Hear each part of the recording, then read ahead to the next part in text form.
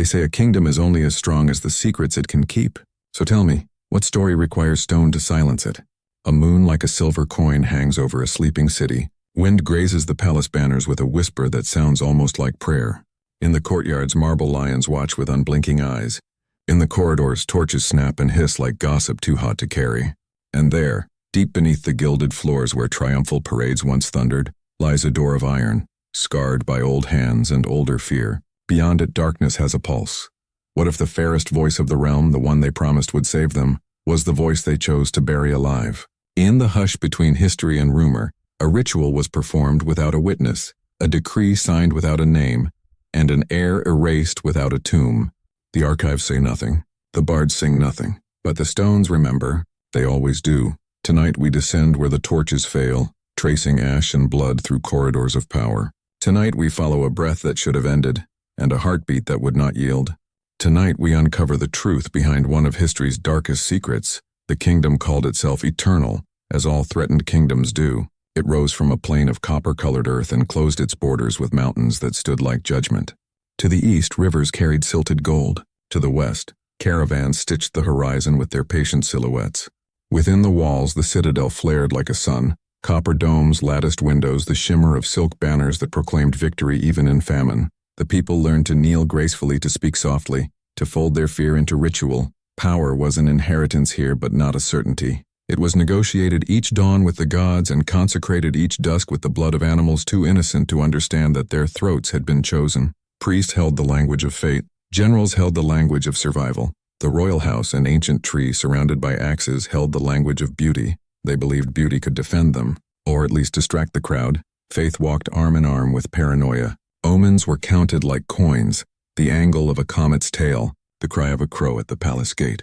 A silver cup that cracked on a feast day and was hastily replaced with a gold one, as if a more expensive omen might cost less.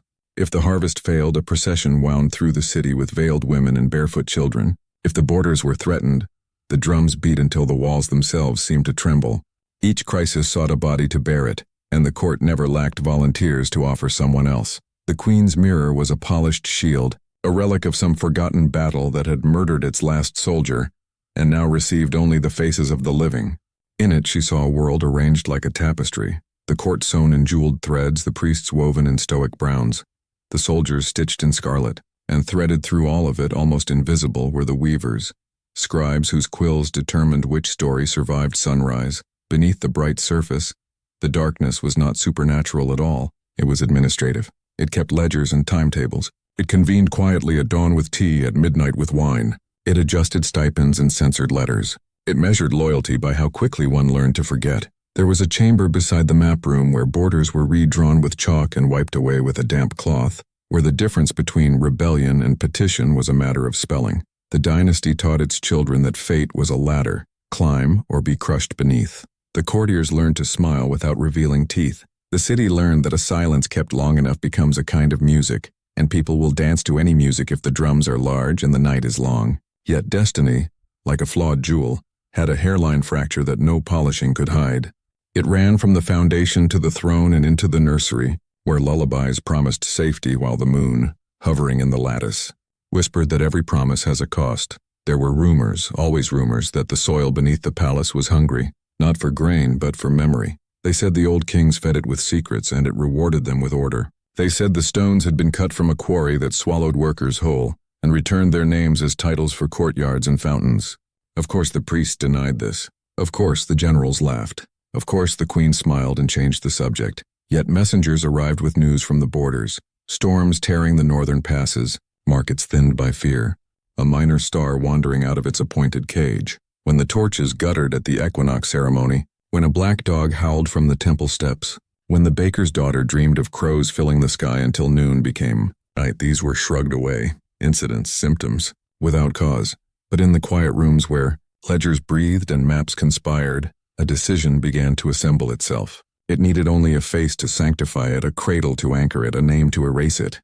Beauty would not save them. Faith would not save them. Fear, however, would keep them obedient. They were not yet a fallen house. They were not yet a curse. They were a story rehearsing its own ending. Each line delivered with grace, each gesture refined by centuries. And just beyond the curtain, the darkness waited, patient as law, certain as gravity. ready to exchange one life for many. They recorded the night of her birth as clear and temperate, the sort of night poets hoard for metaphors. But those who were awake long enough to hear the palace breathe swore that the air had a rind to it, as if peeled from a storm that refused to arrive. Lanterns rippled in the courtyards. Incense walked the corridors in thin, devout threads. In the queen's apartments, the midwives' hands moved with the assurance of women who had ferried half a generation across the narrow bridge between worlds. The princess did not cry at first. She arrived the way a prophecy steps into a room without knocking, without explanation. The midwife lifted her and frowned, not because the child was quiet, but because she was watching. Newborn eyes should roll like moons finding their orbit. These fixed and considered. A thin, pearly crescent lay on the infant's left wrist, a birthmark shaped like a sealed door. Outside, temple bells marked the 6th hour. Inside, the queen, rinsed in sweat and triumph, asked the traditional question, "Whole?" The answer came in the traditional cadence, "Whole and hail, Highness." Yet a pause hung in the air like a forgotten thread. It was so small that it could have been nothing. In a palace accustomed to swallowing unpleasantness, a single pause was a stone in a river. They named her Soraya, after the stargazer's favorite cluster, because she had been promised to the sky long before she found the earth. The court astrologer, a professional apologist for chance, arrived with a star chart that looked like a spider had been frightened mid-web. He coughed, called the pattern unusual, and proposed a second reading at dawn when the heavens would surely be in a more cooperative mood. The queen asked again, "Is she favored?" He bowed low enough to hide the quake at his mouth. "She is." Attended. During the presentation of the child, protocol weighed the room into silence. Ministers and generals filed past the cradle like pilgrims circling a modest shrine. Soraya did not squirm. She observed them, each face a study and rehearsed delight, until the line reached the high priest. He bent, murmuring a blessing that had outlived empires. As his fingers hovered above the child's brow, the lamp nearest the cradle hiccuped, a small convulsion of flame, and went out. Not darkness, just less light, enough for the room to realize how much it trusted the sun. The high priest's hands trembled, only slightly, only long enough for those who measured such tremors to record a footnote in their memory, the blessing that faltered. Later, in kitchens and guardrooms, the story would grow nails, that the sacred thread around the priest's wrist had tightened, that the ash from the incense brazier formed a ring around the cradle like a warning salted in gray. Strange things visit every nursery, a moth on the window, a shadow that refuses to match the shape that casts it. But strange things visited often. The cat that had adopted the queen's rooms, an old, profane creature with a torn ear, refused the threshold when the princess slept, sitting instead with her back to the door, as if guarding the hallway from something that preferred halls to rooms. When Soraya was bathed, water beaded on her skin like quicksilver and would not cling. When she was fed, she watched the nurse's pulse instead of the nipple, and only drank once the woman whispered a prayer under her breath. She slept easily, but the candles in the corridor burned shorter by morning than they should have, as if time had eaten more than its portion. Superstition is a vine, give it a wall and it will claim the house. The palace had many walls. Servants began to refuse the night watch outside the nursery unless paired. Midwives crossed themselves and then insisted it was only out of habit. The astrologer, now working either very late or very early, returned with a revised chart that managed to say less than the first. He spoke of conjunctions and veils, of doors open to close and close to open, of a destiny that required unusual stewardship. He did not use the word curse. He did not need to. The queen noticed the silences. Mothers always do. She noticed the way courtiers smiled past the cradle without meeting it, the way the high priest's council had grown more elaborate, braided with caution and stipulation. She saw the birthmark, a door with its pale lid held shut, and sometimes, only sometimes in the candlelight, she thought she saw the outline of a lock. Rumor stretched beyond the palace, thin as a spider line but strong enough to catch flies. In the bazaars, shopkeepers repeated a harmless version. The princess was born under a wandering star, which made her lucky for the army and unlucky for the grain. In the poorer quarters, where luck had a more practical definition, women tied red thread around their infants' wrists and would not say why. The city could carry contradiction the way a singer holds a harmony. It could believe the child was a blessing and a caution at once. Soraya grew, as children insist on doing, into the shape of her name. At 3 months, she tracked the moon across latticework as if reading it. At 6, she reached for mirrors not to find herself, but to peer behind the room they offered. At 9, when fever visited as fever visits, it broke not with sweat, but with a draft of cold that rolled across the floor, curdling the candle flames like milk and lemon. The physician, who believed in humors and herbs more than he believed in miracles, found his hands competent and his knowledge insufficient. He left the room bowing, and fled to the chapel to light a votive he pretended was for someone else. Fear is rarely shouted in palaces. It is calendared, a private audience, a sealed memorandum, a customs duty adjusted until a merchant's loyalty sounds like gratitude.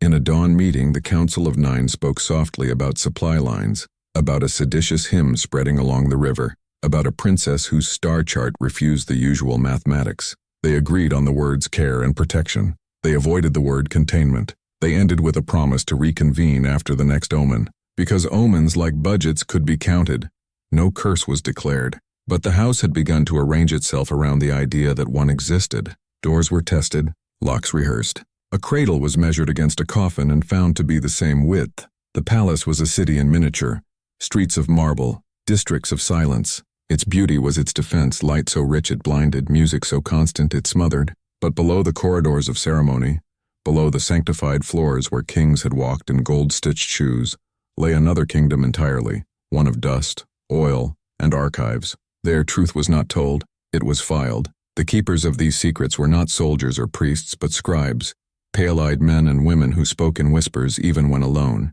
They copied decrees, erased names, and pressed seals onto documents that decided who was to be remembered and who was not. They called it curation. Others called it burial. One of them, a woman known only as Kiva, had noticed something peculiar. The record of Princess Soraya's birth appeared in 3 different ledgers, each one with a different date, a different constellation, and a different father's name. When she brought the anomaly to her superior, he smiled the way a man smiles before closing a door and said, "Some truths are meant to have versions." Still, the contradiction burned in her.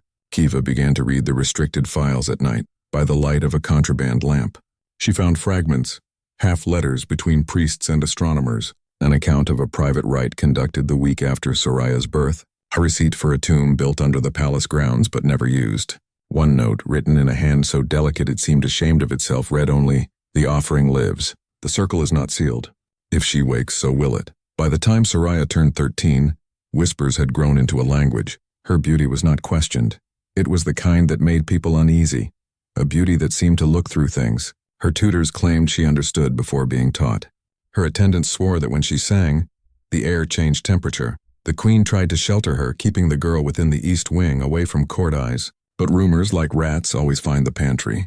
Ministers began to speculate, quietly then boldly, that the princess was not entirely human. A poet, executed later for unrelated blasphemy, called her the echo of an unfinished prayer. Soraya herself began to notice the absences, the way her reflection sometimes lagged a heartbeat behind, the way mirrors clouded when she approached. One evening she asked her mother, "Why do the priests never bless me?" The queen hesitated, smoothing her daughter's hair. "Because blessings are for those who need them, my heart. You were born already whole." But Soraya saw the lie in her mother's eyes, saw it, and did not forgive it. That same night, in a room beneath the throne hall, the council met again. The high priest's robe smelled of smoke and sleeplessness. The chancellor spread a map over the table, though what they discussed had nothing to do with borders. "The omens have returned," the priest said. The northern star burned blue. The river ran backward for half an hour. The mirrors in the temple cracked. "And you think it's her," the general muttered. "I know it's her," the priest snapped. The curse wasn't ended. It was postponed. "We sealed it into her blood." Silence. Then the chancellor spoke very carefully. "We cannot kill a princess." "Then bury her," the priest said, "before she buries us all." They did not mean it literally, yet, but ideas are patient things. They grow teeth in the dark. Kiva, listening through the wall, felt the words crawl beneath her skin. She fled to the archives and opened the forbidden vault again. There she found the final piece, the original decree from the night of Soraya's birth, stamped with the royal seal and written in the blood of an animal long extinct. "By divine order, the child shall carry what we could not destroy. Her silence shall guard the realm." Her silence, not her life, not her will. Days later, Soraya wandered into the lower halls, curiosity disguised as accident. She found Kiva in the archives, hands trembling over parchment. Their eyes met, one filled with dread, the other with understanding. "They fear you," Kiva whispered. "Not because of what you've done, but because of what you carry." "And what is that?" "Something that remembers being worshipped." The words echoed through the stone like a prayer or a threat. That night the bells rang for no reason anyone could name. In the temple, oil lamps guttered one by one until only a single flame remained, the one that burned before the statue of the old gods, long since forbidden. And beneath the palace, in a chamber no one had entered in years, a faint sound began, the rasp of nails against wood, A heartbeat beneath the earth, a whisper forming its first word. It began not with war, but with silence. The bells of the capital, those faithful throats of bronze that had sung for every birth, every victory, every coronation, refused to ring. At dawn, when the priests pulled their ropes, nothing answered but echoes. The sound had gone out of the city, as if the air itself had been confiscated. By noon, the river that fed the kingdom's heart had turned opaque and sluggish, its reflection bruised. Birds flew in tight, frantic spirals before vanishing into the smoke that curled from unseen fires. The court called it a temporary disorder of the elements. The people called it the beginning of payment. In the throne room, the queen sat motionless as the council gathered. The high priest's eyes were hollow, his lips cracked from prayers that had stopped being heard. The general's armor was polished, but his hands trembled on the hilt, and the chancellor, who had once written laws with a poet's grace, now held a sealed decree and would not look at it. "We've delayed this too long," the priest rasped. "You would damn us by touching what was meant to be contained," the queen answered. "Majesty," he said, "we are already damned." The decree, still warm from the wax seal, bore a single line: "The princess shall be entombed for the preservation of the realm." Her mother's signature was absent. That night, torches moved through the palace like veins of fire. The guards, chosen for their loyalty rather than courage, avoided each other's eyes as they walked the narrow stairway beneath the throne hall. The sound of their boots was swallowed by the damp. Behind them, Soraya walked without resistance, her hands bound with silk instead of rope. "Will it hurt?" she asked quietly. "It's not meant to," one guard murmured, but his voice betrayed him. When they reached the chamber, the air was thick with salt and iron. A coffin carved from white stone waited on a dais, its surface etched with sigils that glowed faintly, like veins filled with moonlight. The priests chanted words older than the kingdom, words that had been forbidden for generations. Soraya stood upon the dais and looked around the room. Her eyes found her mother, half hidden in the shadows beyond the torches. "Is this my coronation?" she asked. The queen's voice cracked like glass. "It's your salvation." "Whose?" Soraya whispered. "Yours or mine?" The priests lifted their hands. The sigils flared. And then, every candle in the chamber died. What happened next was recorded differently in every surviving account. Some said the coffin never closed, that the moment the lid touched stone, a sound like thunder rolled through the palace and split the floors above, swallowing the throne room whole. Others swore that Soraya's eyes turned black, and she spoke in a language no one had ever taught her, and the priests fell where they stood, mouths full of ash. But one witness, Kiva, the scribe who had followed her own guilt into the catacombs, wrote in her final entry, "She did not die. She entered a silence deeper than any tomb." And the walls began to breathe. When the dust cleared, the palace was a ruin. The river had abandoned its bed, carving a new course around the city like a wound refusing to heal.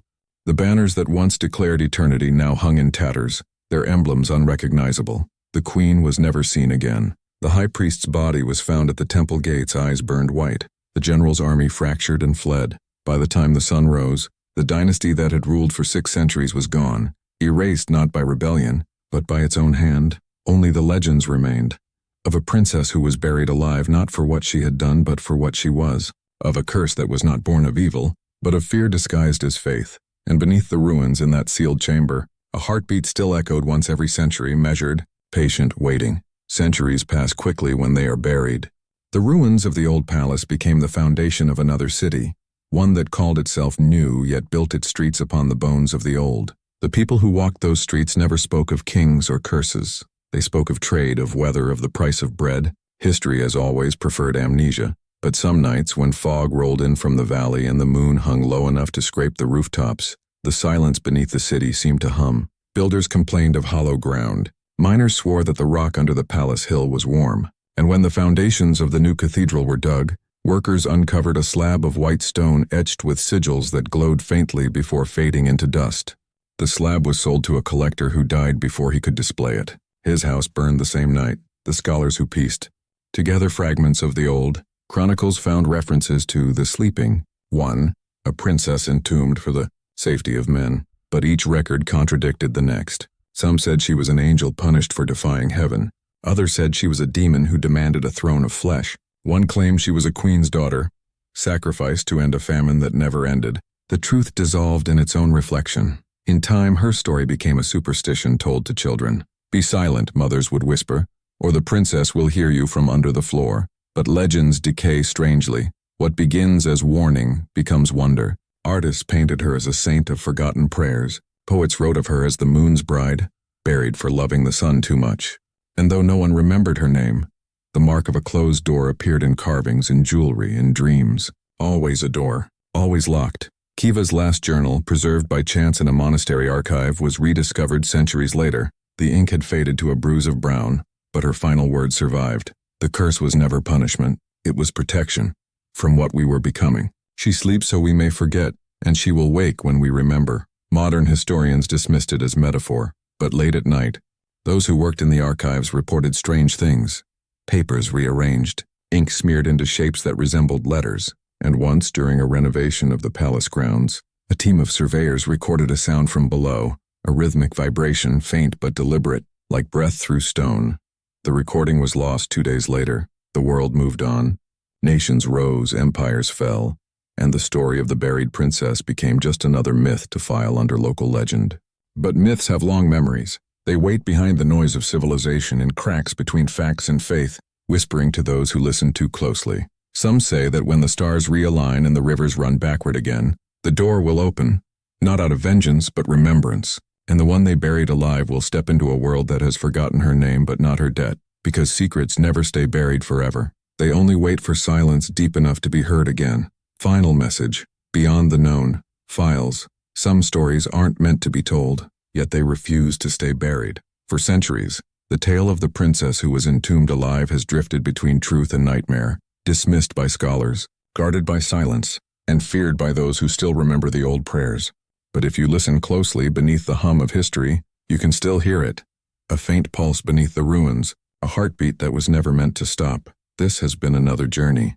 Beyond the Known Files, where history's secrets meet the edge of the unknown. If this story made you question what lies beneath the surface of recorded history, don't forget to like, share, and subscribe, because every week we uncover another truth the world tried to forget. Until next time, stay curious, stay vigilant, and remember, the truth is never as far away as they want you to believe.